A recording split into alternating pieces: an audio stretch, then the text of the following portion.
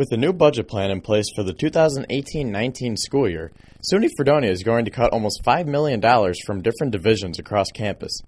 However, President Virginia Horvath stresses that teacher and worker salaries will not get cut. I don't know yet what the specifics will be in each area. Each vice president is looking at that and saying, if I'm going to reduce my cost in this way, what are some choices I have?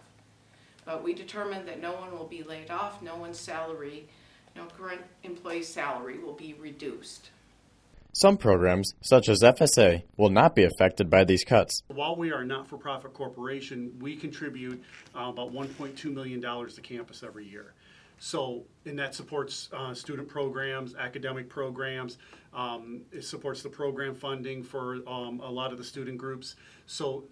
So while there's a little bit difference of price of what really gets consumed, but that's because we have to provide some of the services to campus. And that's no different than any other provider of food services to a college or university. There's always an expected contribution to campus that is made. Another part of the budget plan is a $1.2 million renovation to the Lanford and Fenner houses. This house, called Lanford House, was built in 1867, and it was a farmhouse that went with many of the acres that are now our current campus. It was a family residence from 1867 until 1964. And in New York State, if the college owns a home, it's expected that the president will live there. So when I was appointed, it was written in my letter that I would live in this home. And I pay rent to live here. It's not market rate because this is a large house and I'm lucky to live here. But the reason for that is that I'm then on campus, close to activities, and I'm able to host events here. And I have about 2,500 visitors a year to this house. Wow. So it's really used, as we've explained to the construction fund, it's used as a campus building. So there are dinners we have here, receptions.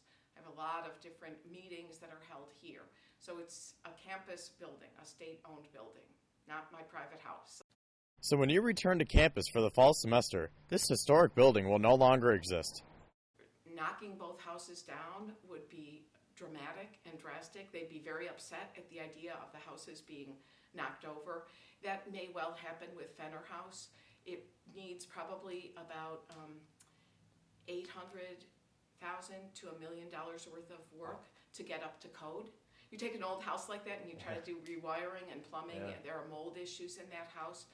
It looks charming on the outside, but when people say to me, why don't we sell it? It would be very difficult to sell, and any seller or any buyer would look at it and say, if I could put $800,000 into a house, I'd build another one, and I wouldn't build it right next door to student housing and next to an entrance to the campus. So we don't think it has much market value.